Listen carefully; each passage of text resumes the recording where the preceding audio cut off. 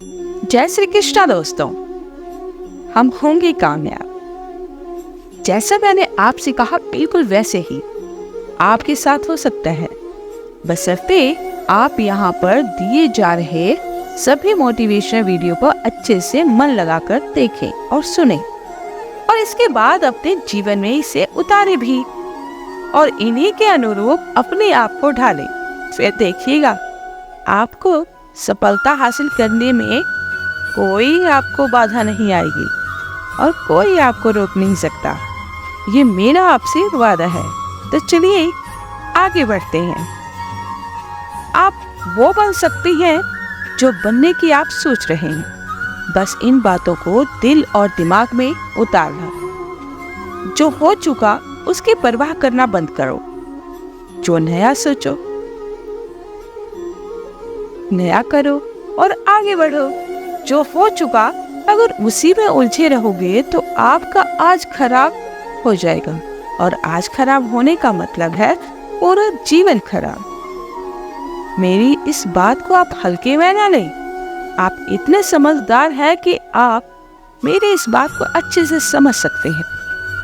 अगर आप वाकई पीछे घटने वाली घटनाओं को दिन रात अपने दिल और दिमाग में दोहराते रहेंगे तो आगे कुछ नया करने का निर्णय नहीं ले पाएंगे।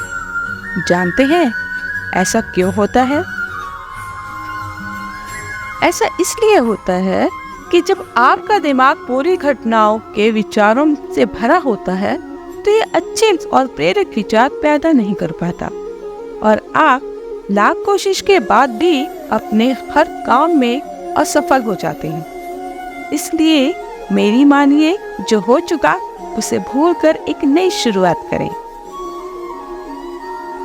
मान लीजिए एक कमरे में किताबों का एक विशाल ढेर लगा दिया जाए और आपको एक विशेष किताब का नाम बता दिया जाए और उस किताब को उस कमरे में लगे विशाल ढेर में से ढूंढकर लाने को कहा जाए तो आपको कितना समय लगेगा? मुझे लगता है आपको बहुत समय लग जाएगा, है ना?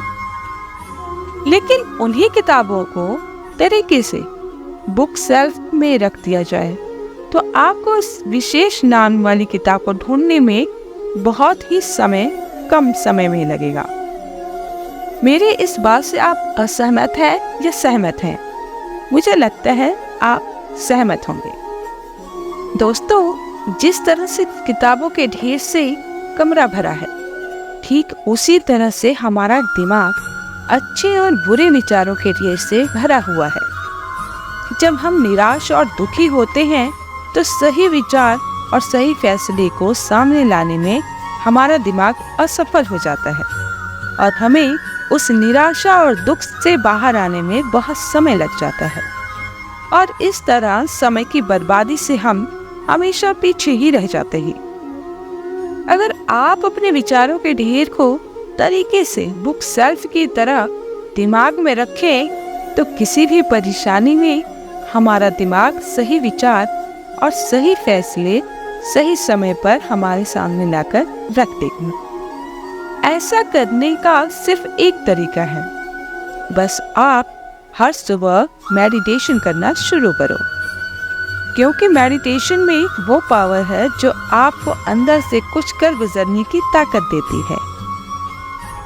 आपके दिमाग में चलने वाले उथल पुथल को शांत करती है और सही रास्ता दिखाती है और सही निर्णय लेने की क्षमता पैदा करती है। आपको जागना होगा और इस भ्रम को मिटाना होगा कि तुम कमजोर हो। तुम कभी न मरने वाली आत्मा हो।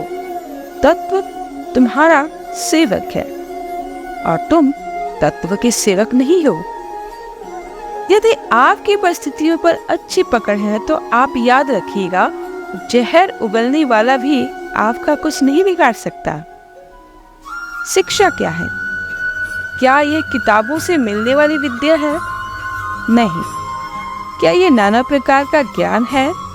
नहीं, ये भी नहीं। जिस संयम के द्वारा इच्छा शक्ति का प्रभाव और विकास वश में लाया जाता है और वो फलदायक होता है, वो शिक्षा कहलाती है।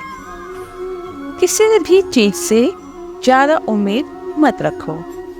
अगर आप अपने जीवन और सफलता की डोर किसी और की उम्मीद पर छोड़ दिया है तो ये आपके जीवन की सबसे बड़ी भूल है। भगवान ने आपको अपनी बुद्धि और विवेक दिए हैं ताकि आप खुद पर भरोसा रखकर आगे बढ़ें, सफलता हासिल करें।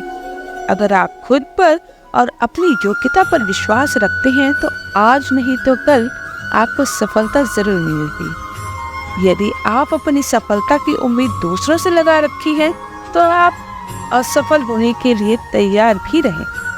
मैं ये नहीं कहती कि आप किसी चीज़ से उम्मीद न रखें, बल्कि इस बात पर जोर देती हूँ कि आप किसी भी चीज़ से इतनी उम्मीद न रखें जितनी टूटने पर आप मजबूती के साथ खड़े न हो सके और एक बार फिर नई शुरुआत न कर सके। किसी काम में बार बार फेल होने से मत डरो। आप जिस भी काम में हाथ डालेंगे आप हर बार फेल हो जाते हैं और फेल होने के डर से आप नई शुरुआत करने से कतराते रहते हैं और आपका पूरा जीवन इस डर में ही निकल जाता है कि आपने अगर कोई नया काम शुरू किया तो वो फेल हो जाएगा। मैं आपको विश्वास दिलाना चाहूँगी कि आप हार मानने के बजाय हर काम को सही तरह से करने का निर्णय लें और तब तक करते रहें जब तक आपकी सांस चलती रहे। अगर आप इस तरह का निर्णय ले लेते हैं तो आप हारने के बाद भी एक विजेता कहलाते हैं और ये विजेता जो कभी हार नहीं माना पूरा जीवन जीतने में लगा दिए। यदि आप हार के बाद इस डर से शुरुआत नहीं करते कि आप एक बार फिर हार जाएंगे तो आप ये मान लीजिए कि आप जिंदा होते हुए भी एक मरे हुए इंसान के समान हैं, जिससे एक नई शुरुआत की उम्मीद नहीं की जा सकती। यदि आप मेरी बात से सहमत हैं तो आप किसी काम में बार बार फेल होने से डरे नहीं, बल्कि हर बार उस काम को सही तरह से करने की योजना बनाना। फिर देखिए आपको हर काम में सफलता कैसे मिलती है। अगर आप चाहते हैं कि आपका हृदय पवित्र हो और उसमें भगवान का वास हो तो आपको बस ये करना है कि आप दूसरों की मदद करें, किसी की निंदा ना करें। और अगर आप किसी की मदद के लिए हाथ बढ़ा सकते हैं तो जरूर बढ़ाएं, और अगर नहीं बढ़ा सकते तो अपने हाथ जोड़िए, अपने भाइयों को आशीर्वाद दीजिए और उनके मार्ग पर उनको जाने दीजिए। जीवन में अपनी वर्तमान स्थिति के बारे में शिकायत करना बेकार है। इसके बजाय इससे ऊपर उठने के लिए कुछ प्रयास करें।